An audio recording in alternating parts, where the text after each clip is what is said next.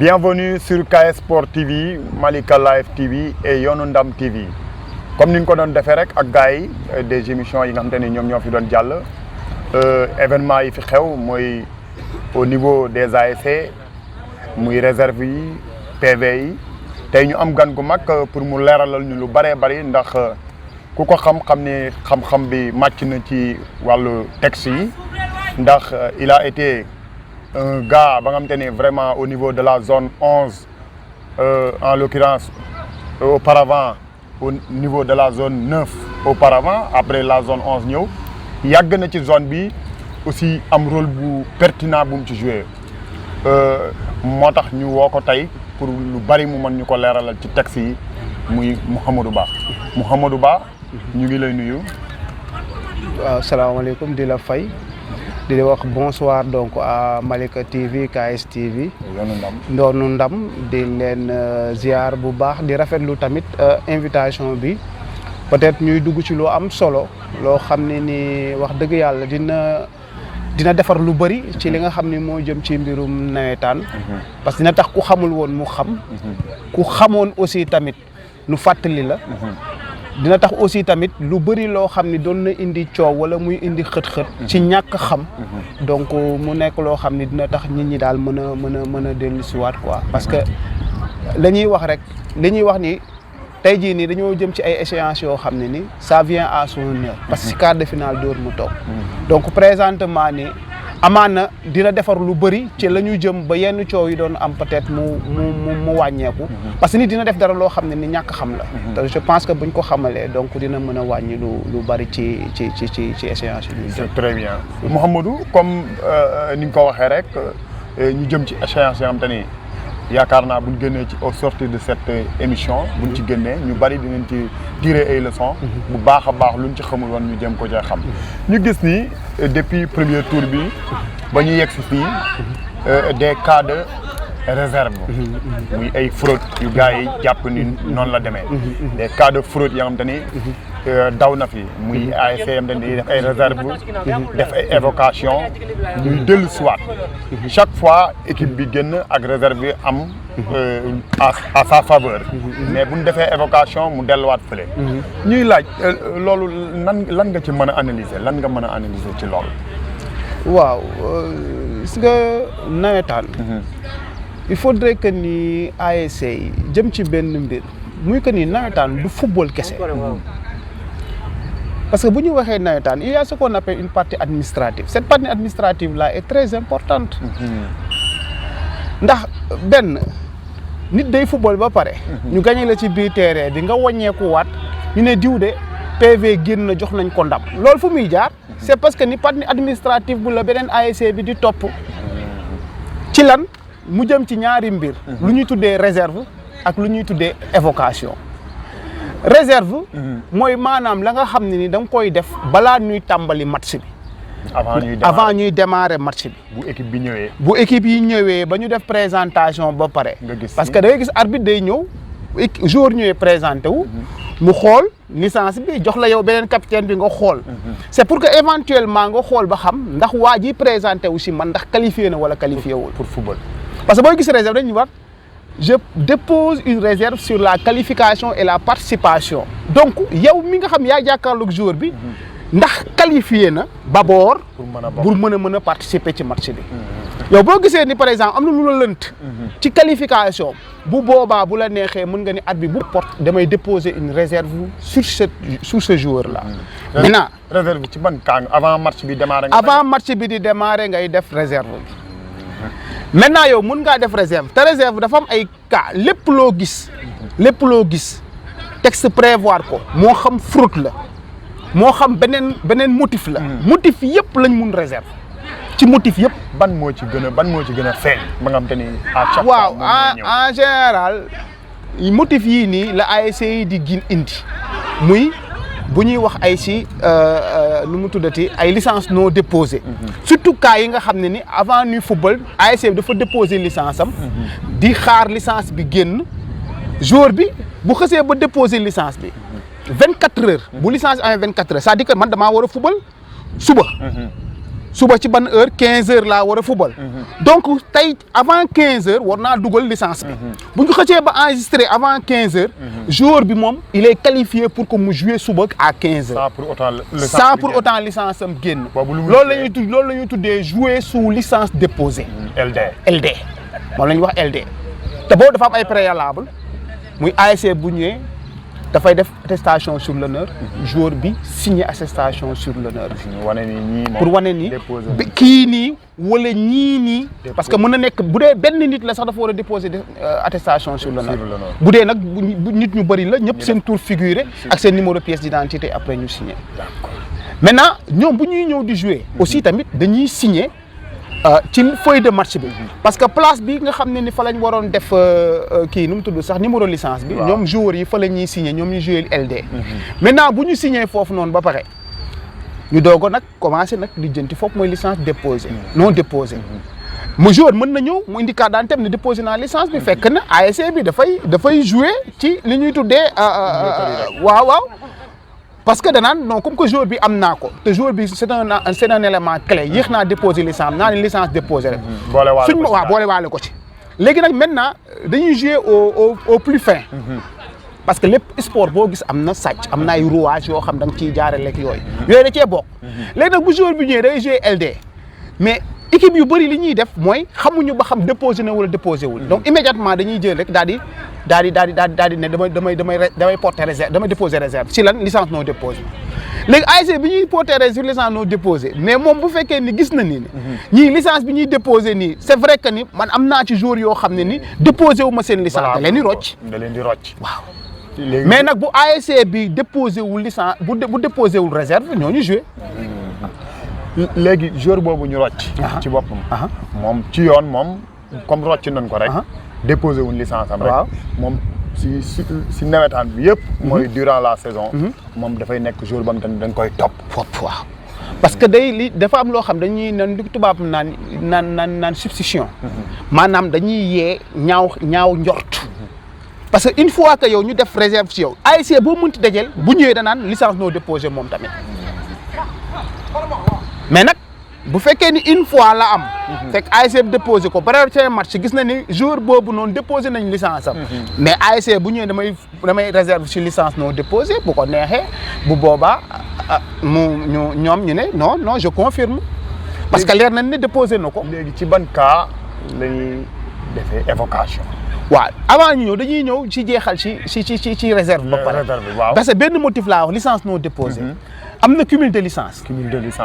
mooy am fii licence am feneen licence wala nga am licence ci même ASC mais ñaari catégorie yu bokkul. mooy. joueur mën naa nekk ñu defal ko licence cadette. moo xam ni licence frauduleuse la. defal ko licence senior.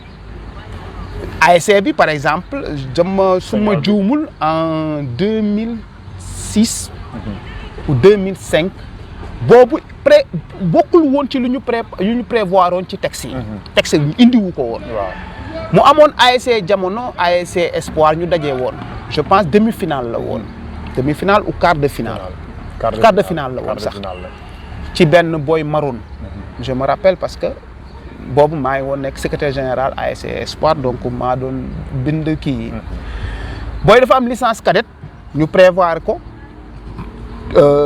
ak ci beneen tour ak beneen date de naissance mu am licence senior en même temps ñu comme on avait l'habitude bu ñuy dajeek équipe dañuy dem lijjanti lëj bët sur le plan administratif yan waaw avant le match parce que ni ñuy préparer match bi ci kii bi man noonu laa doon génnee tamit di wëri di préparer ci këyit yi xam ni fii su ma ñàkkee fii nii fële naay dem parce que jamono jooju aussi jamono dafa nekkoon bête noire espoir boo yow boo doon dajeek moom doo bàyyi dara boo niilu da lay dóor donc ñun aussi tamit fam foo xam ne foofu la ñu mënee woon ñu tamit foofu dañu ko doon lijjanti dem na ci ba sax après jamono fu muy day ak espoir buñ ne dañuy dem ba sax xam ne ñii ay c'est pas des cas yu valable lañ ils sont qualifiés et tout mais dañ naan dañuy réserve parce que jamono buñ ne espoir ne damay réserve rek ci saas da ngay gis mu rocc parce que naan ñii li ñu naan dañuy réserve te fekk nañ ko fu leer donc dañ doon jouer ci yooyu noonu loolu moo lay wan ne ni tamit revenir ci ASC yi il faudrait que ñuy def préparation boobu di former gars yi di former gars yi mais parce que après dinañ ñëwaat sax ci formation bi ci kanam mais ñu eggali ci question bi rek allez-y fraude dafa am cumul de licence dafa am fraude sur identité nag dafa am ay parties yu bari waaw parce que tey am na substitution de photo mooy maanaam ma teppi sama photo taf ci photo Mansour am na aussi tamit substitution par exemple am na aussi tamit ni mu tudd ni ñu koy waxatee encore maanaam non waaw maanaam substitution de personne dafa am substitution de photo mooy photo bi laa teppi taf mais substitution de photo personne la mooy Mansour quarantaine les Mansour xaw nañu nduroo ma ñëw placé wu à la place de Mansour waaw donc substitution de personne la parce que kii moom licence bi du yow mais nduroo nañu léegi damay substituer à ta personne pour ñëw taxaw loolu mooy substitution de personne léegi nag photo la mooy maanaam photo bi nekkoon ci licence bi moom laa teppi taf ci sama photo man mais moomuma licence parce que moomuma tur bi tudduma loon moo am beneen nag mooy beneen fraude bi mooy fraude sur l'identité de la personne waaw boobu en général lu ciy gën a bëri moom mooy en catégorie cadette waaw en catégorie cadette nga xam ni da ngay am tur bii nii ci benn licence ba pare licence bi nekk en cours de validité nga am beneen tur donc foofu dañ naan fraude sur identité la parce que tu as 2 noms différentes 2 dates de naissance différentes et 2 licences différentes waaw donc bu boobaa tamit fraude sur identité lañ koy tuddee mu am loo xam ni tamit aussi tamit nu mu tudd sax suspension non purgée mooy maanaam dañ laa war a ajoon wala ñu suspendroon la benn match wala ñaari match nga joué te si suspension jeexagul wala mu nekk aussi tamit tey falsification à la délivrance ou au renouvellement mooy maanaam yow ñu defar la licence ba pare licence bañ la defal ci kaw bi nga koy déposé à la délivrance ou au renouvellement wala booy renouveler licence bi nga yokk ca loo xam ni nekk ca woon waaw loolu tamit falsification à la délivrance ou renouvellement loolu nag motif yëpp yooyu mën nañ ko réserve yëpp mën na nekk réserve te loolu c'est avant le match ñuy fàttaliku aussi ASC yi que ni yow buñ la dee réserve nañ la mais yow tant que arbitre taxawul fii nii dina damay siffler su la neexee mën nga revenir comme par exemple man nañ maa réserve bi ñu def ci man c'est bien valable mais ma dëgër man damay jouer wala xamuma man ni je maintiens wala je confirme le joueur pour mu jouer waaw mais ma dem ba ci biir sama biir ASC secrétaire bi dem liñ ba xam na ni joueur bii ma bëgg a confirmer maanaam baaxul te bu continuer bu ma fubalee même maa gagné bu ñu confirmer réserve bi damay daanu. équipe bi day daanu jour day daanu.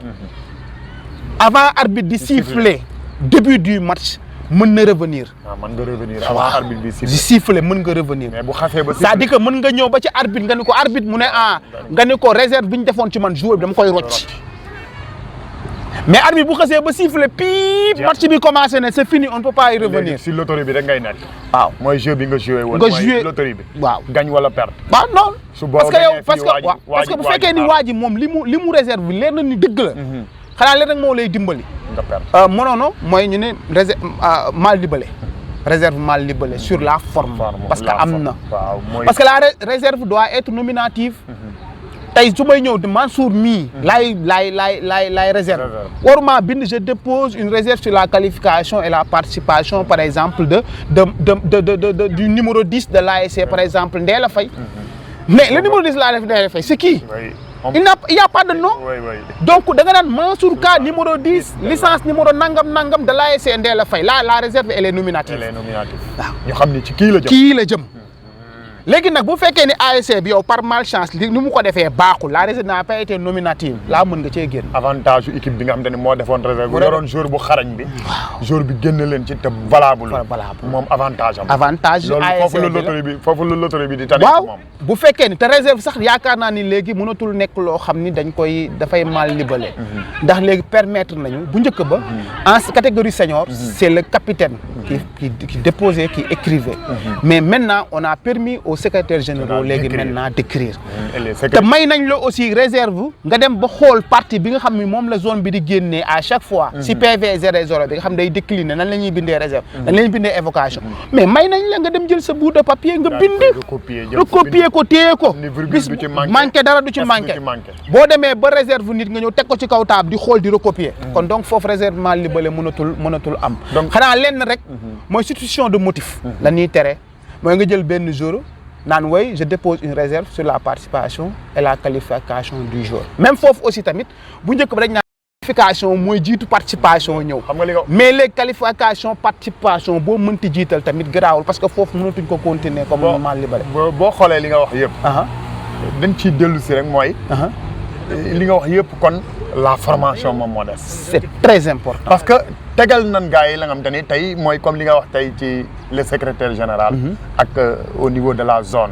mooy PV 00 bi. am droit teg ko ci table di xool. kon donc formation bi moom moo def défaut. moo def défaut. te foofu moi j'invite les ASC. parce que gis nga tey joxuñu la ASC nga nekk ca bopp wala nga nekk ci ni mu tudd ñi nga xam ne ñooy dirigeants yi. uniquement pour gérer le football. la partie footballistique. parce que aussi association formation la. parce que mënuñu la dénk lu gën a importante mooy lan mooy ressources humaines. ay nit ñëw daw wut si la yow mii ASC ba pare. yow lijjanti woo leen lan la ñuy fubale mais am na ay xale yu nekk. xale yoo war nañ jël en charge seen formation. formation mën na nekk ay xale yoo xam ne par exemple tey ASC bi mu ne man école ubbi na am naa jot wala am na ñenn wala ñaar ñoo xam ne ñoom ñoo gérer le volet éducatif. parce que aussi les postes au niveau des ASC dañ koy bind nii kese pour la forme. mais amul benn loo xam ne ni nit ki par exemple man maa gérer par exemple socio éducatif. mais bu ma gérer commission socio éducative war naa dem. sama xel ma projeté ci lu bari. mooy sama koñ ba ma nekk. am na xale yoo xam ne dañuy jàng. mais am na ay étudiants yu fa nekk. mais nan la ñuy def ba forme ba toog ñëw def benn kii boo xam programme boo xam ni mais élèves nañ leen accompagner. dëgg la moo xam ay cours de renforcement moo xam leneen. parce que aussi formation boobu ASC da ci am wàll. ba pare aussi tamit ASC yi nu mu tudd sax organigramme ONCAV dafa wàcc ba ci ASC yi mais très rare ngay dem ci ASC gis ni kii moo géré communication formation doo ko gis wala bu ñu ko joxee nii tamit c'est pour la forme mais il communique pas il forme pas. le football rek lañ privé. kese te pourtant la formation est très importante c'est pas juste par rapport aux textes et autres. mais man tey su ma miinee administration tuuti mën a bind tout ce qui est lettres et autres mais attends c'est grâce au mouvement navétane. tey su ma ñemee sur les feux du projecteur nekk di wax mais c'est grâce au mouvement navétane parce que on m'a formé. mais nag il faut qu'il y ait une volonté. parce que la chose c'est pas uniquement par exemple de former mais quand tu formes quelqu'un que ni mais. la volonté individuelle daal. individuelle de celui qui est formé. parce que le formateur il est là. il peut donner ce qu'il a comme expérience. mais celui qui reçoit. s'il n'y a pas la volonté à intégrer. mais attends ça c'est un problème. et comme fi nga wax rek yan si biir comme fraude bi. mooy les réserves. les cas d'évocation. moom ban instant la ñuy def évocation. ok sànq wax naa ci réserve ne la tous les motifs mu la mën a jël. mais évocation du motif yëpp la mën a jël. parce que boo nee damay évoquer pour lan cumul de licence non cumul de licence du ko évocable. ban cas la ñuy évoquer. et cas yi ñuy évoquer ñett yii cas ñii la. les trois cas. trois cas yii la ñuy évoquer muy fraude sur identité muy suspension non purgée muy falsification à la délivrance au renouvellement ñetti cas yii rek la ñu am droit def évocation évocation nag bu ñu ko déggee. ci ñi xamul mooy.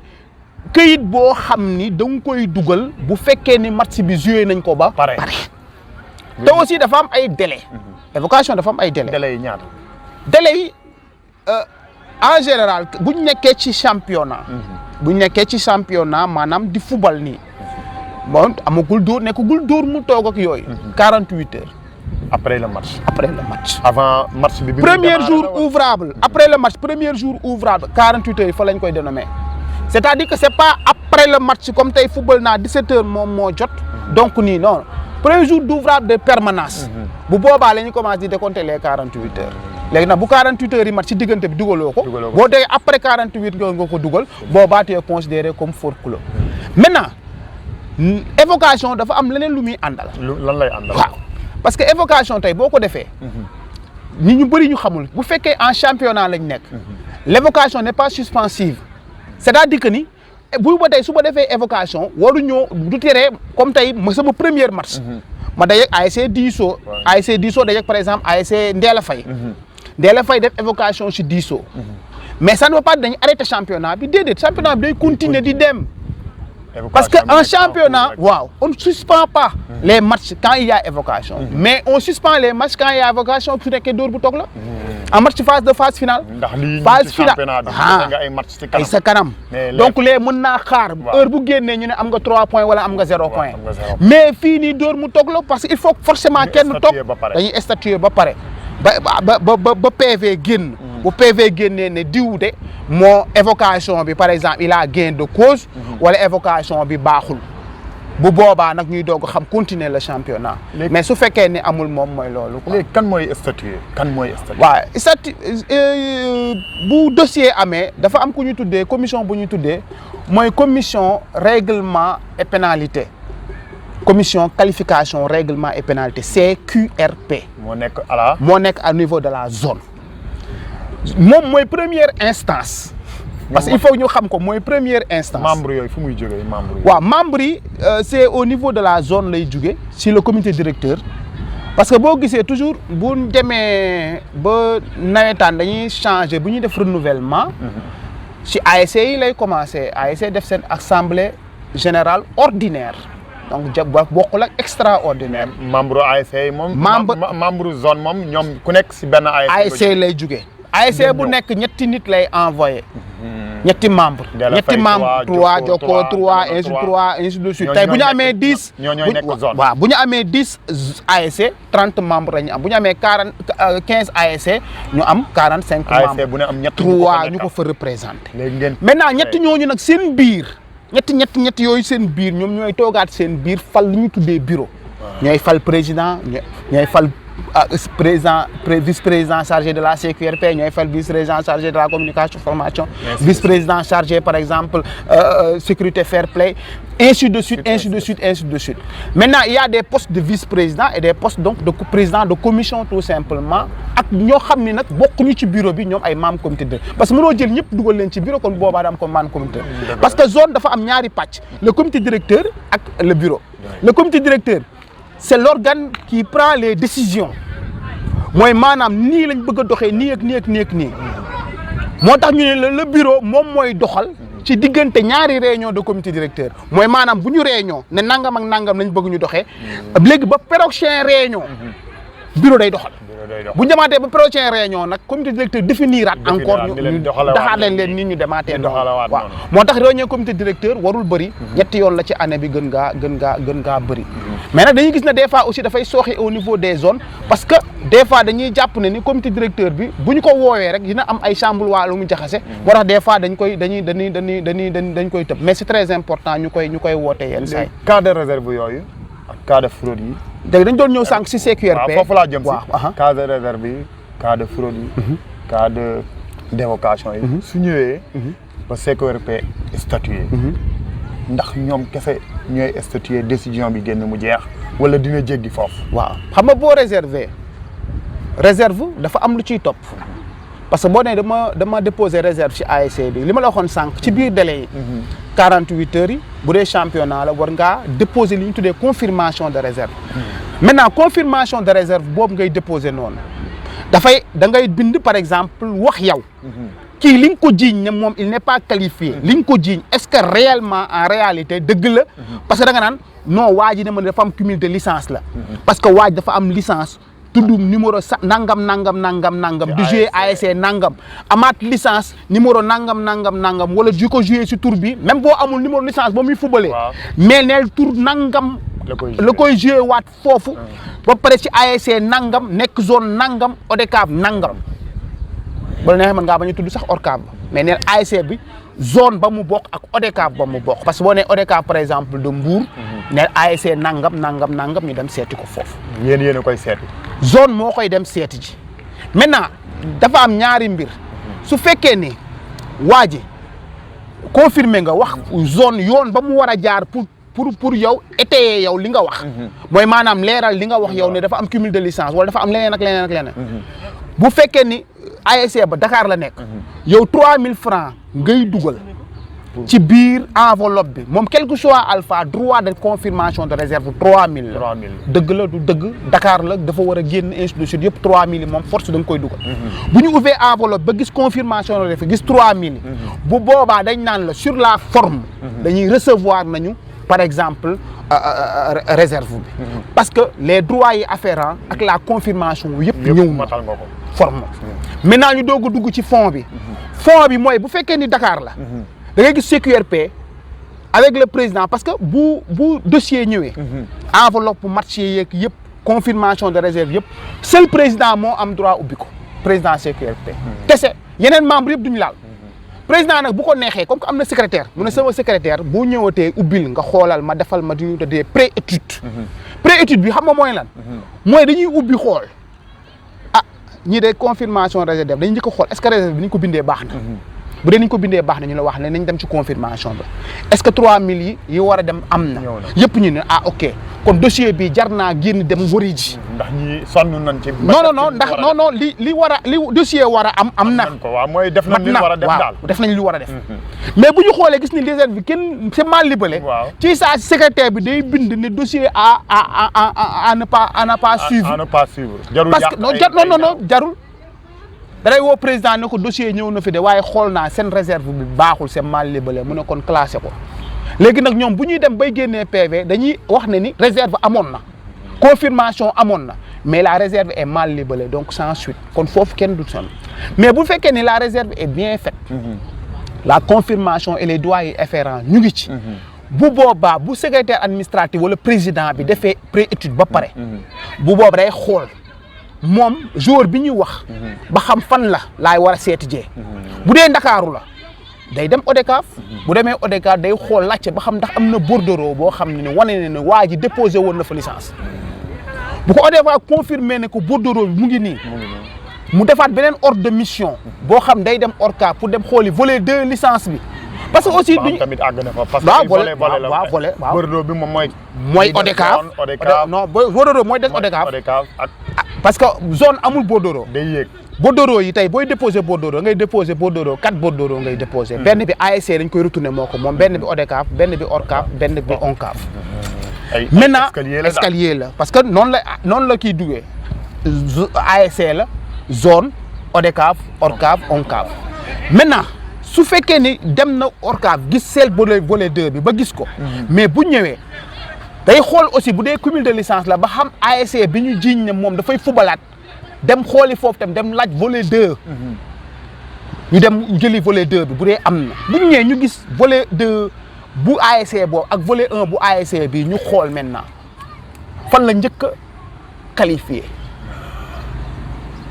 fu mu njëkk a qualifié la ñu njëkk a xool ba pare bu dee ASC bi mu doon football loolu la njëkk a qualifié waaw bu ko njëkk a qualifié mooy ASC bi def réserve bi def réserve bi la njëkk a qualifié bu boobaa dañ naan cumul de licence bi am na day daan ASC bi il perd le match ASC bi day perte match fekkee fii la njëkk a fubal fii la njëkk a valable fii la njëkk a valable fekkee fële la njëkk bu fekkee fële la njëkk a valable moom jour bi non astafurlah bu fekkee ASC bi ñu cumulé bu ñu ne moom cumul de licence fa la njëkk a valable moom ASC boobu day perte match bi parce que jour am dafay fubal feneen day perte match bi jour bi nag jour bi moom tamit dañ koy suspendre bu fekkee beneen cas bi la bu dee beneen cas bi la jour bi rek la ñuy suspendre ASC bi du perte match bi parce que loolu aussi dafa jar a leeral ci cumul de ci cumul de mën na ko bañ a am ci joueur. waaw looloo waral moom muy garder 3 points. mu garder 3 points. parce que foofu tamit dañuy bañ a parce que joueur bi moom moo incriminé wu c'est pas l'ASC. c'est pas l'ASC moo tax foofu cas de cumul de licence toujours dañuy xool valable joueur bi fan la parce que joueur mën naa démissionner fii ba pare. mën na démissionner fii ba pare. mais attends demaat feneen dem dépose njëkk fa déposer licence. waaw. comme mën naa. loolu dul maîtriser moom rek moo koy xam daal moo ko xam. kon donc yar bi ci moom rek lay dal. ci kële ci ASC bi waaw. léegi ci comme kaaw cadet yi. cadet yi nga xamante ne dañuy jouer comme cadet bu jouer espoir. mais nekk cadet bu xarañ. xam ni dese na pour jouer âge am ba mu jeex. jokkoo bëgg ko. pour jouer loo ko senior. te mu xam ni mën na football senior jokkoo mais espoir nanguwuñ ko football loo senior. mu dem jokkoo. cas yooyu nu muy demee. ndax parce que da ngay gis des fois gars yi ni ñu ngi ak sa licence. nangam ak licence cadet ni mu mel. nga xam ni cadet bi day am licence. te du ko signé sax dañ ko koy signé. yooyu lan la ci règlement di wax. xam nga dama bëggoon bu ñu mënoon di terminer benn question ba mu egg jusqu'au bout après ñuy ñëwaat beneen. foofu laa jëm si sax. waaw parce que xam nga sànq waaw kay xam nga sànq dañu commencé ci maanaam nga laaj ma instance yi nga xam ne ñoom ñooy statuer ci bu réserve amee wala évocation am wala yooyu noonu waaw léegi nag foofu dama la wax rek ne la par exemple fa nga xam bu dee Dakar la day dem ORCAV mais bu fekkee dafa génn ci région yi boobu waa zone day woo ASC ba mu ñëw mu ne ko yow li nga ma wax ci région yi la mais pour dem ci région yi mu ne ko passe bi nangam la defal ko facture léegi nag ci facture boobu noonu ASC bu doon 100 000 la ASC bi moo jël 75% yi zone jël 25%. léegi nag ASC bi 75% mi moom it zone da koy jox délai ne ko 75% yi da nga kaa war a joxe balaa suba wala kii su ko defulee bu boobaa zone moom ci jëppi boppam day toog du dem parce que moo war a jël en charge les 75%. mais est-ce que ASC bi foofu tamit. moom zone rek mooy dem wala ASC bi. zone bi mooy dem. ASC bi du am non zone non ASC yoonam nekku si. zone rek déedéet zone moo am droit dem lëñbët luy dossier mais du ASC. léegi nag bu boobaa ASC bi mën na ñëw négocier ak zone. ne ko man instant yi aw ma xaalis. wala nangam ak nangam yooyu yëpp mën na ci biir ñoom ñoo xam seen biir nu ñuy def. wala ASC bi tey mën na am code part am nekk fa mu ne zone bi dagg ko sama code part leneen ak mu ngi ci. mais l'essentiel day dow négocier ak zone bi. bu xam ne ni 75 ci moom daal. bu xam ne 75% yi moom moo ko endossé da koy fay ci saa si wala dafa am neneen beneen rouage bu ñuy def loolu moog zone la mais mooy jël 75% yi zone bi dem mais ASC bu nangu jënd 75% yi donc frais yi zone bu ko neexee mu bañ a doon dossier bi suite toog jàpp ñàmburam parce que foofu dafa war a génn. dafa war a génn dëkk bi. beneen bi muy évocation. tamit soo koy déposer aussi dafa am forme. am fond. forme bi déjà dafa am ñu ne la booy bind évocation da nga ne évocation relative à la muy ñett yi ma la wax fraude sur identité. wala suspension non purgée wala falsification à la délivrance ou falsification au renouvellement. maintenant loolu su amee après nga expliquer yow. li nga bëgg a wax bu dee suspension nga ni fan lañ ko suspendre kañ lañ ko suspendre si ban match la woon nangam ak nangam est-ce que purgé na ko wala purgé wu nga expliquer. bu fekkee ni aussi fraude la. nga ni fraude bi dañoo teppi taf. wala dañoo def nangam wala dañoo def nangam parce que même teppi taf boobu des fois day indi problème. parce que ASC mën nañoo ñu présenté wu ba pare. mais mu ñëw xool mu ne kii photo bi arbitre ne photo bi moom la parce que l'identification. c'est le rôle de l'arbitre. arbitre bu ne kii moom la mënoo ko teree football yow équipe bi. même bu fekkee yow xam nga ni kii du moom foofu nag la zone la xam nga bu njëkk ba. bu arbitre ne kii moom la yow amoo ci benn recours. da ngay dem day football force la. muy football sa xol di tàng nga naan Modou Fall du moom bokk koñ. du moom ni moom moo joué ak lii te du moom parce que arbitre des fois am na arbitre yoo xam des fois dañuy xool day xam ni kii du moom. mais ci moment boobu nekk ay rocceeg jàppal bàyyi dañ sax ay forum góor la football leen. boobu nag yow bu fekkee amoon recours munoo ci daara nga ci mën bu njëkk ba léegi nag mais nag bi ñu demee ba ci biir xam ni des fois arbitre aussi nit la day juum nangam ak nangam ñu ne léegi nag may ASC yi ñu am beneen recours mooy ci lan ci identification mooy tey jii nii bu arbitre ne kii moom la mu yow mu leen la yow d'accord du moom. wala yow moo xam suspicion de photo la. moo xam suspicion de personne la. am nga droit nga ne arbitre d'accord yow yaa am sañ-sañ nga ne kii moom la mais man pour man du moom dama koy photo. li kan mooy indi photo boobu. photo zone. zone mooy indi photographe am ñëw taxaw. zone bu paree mooy laaj ASC ba nga xam moo incriminé ne demandé ñu photo. mu ne ko da ngay indi ma dem reproduire photo yi. ASC ba jël xaalis jox zone ba dem reproduire bu ñëwee. yóbbu ko directement président CQRP mu teg ko fa. mais photo boobu dina ànd ak. 13-18 lay doon dina war a ànd ak lépp la nga xam ne dina wane ni benn. waaw parce que xam nga photo tey bu ñu photo. il faudrait que tamit ñu matérialiser photo bi. moo tax toujours photo bi jour bi ñu incriminé. day taxaw ak maillot bi mu sol. bi mu sol. capitaine am. capitaine adverse. arbitre bi ak benn assistant.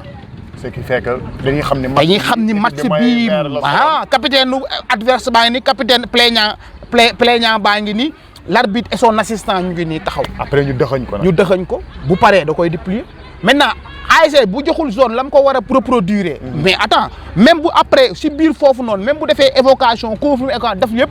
te photo yu fayu ko. zone ba day taxaw croiser les bras du si def dara parce que dafa bokk ci yoon bi nga xam ne fa lañ war a jaar waaw léegi nag. li ñuy wax nit ki mën ngaa sañ-sañ nga ni nangam bii la. mais waroo am sañ-sañ aussi ne nangam bii ma wax dëggantaan bu génnee dama war a am gain de cause. waaw parce que c'est à chaque fois que la ñu am gain de cause. parce que nawetaan yow mën nga am sa xel ne maanaam affaire bi nangam ak nangam bii lay demee. comprendre nga fekk na demeewul noonu. waaw parce que c'est pas de ton ressort de comment dirais-je de juger. Il y a un juge. moo tax juge boobu noonu nag doo ko fekk mukk mu prendre parti moom fee lay dem taxaw toog di xaar waaw bu paree nag mu wax li muy wax moo tax du amul parloo amul dara waaw. léegi ñu gisaat encore des fois comme ni nga ko waxee yaakaar naa foofu c'est close. waaw.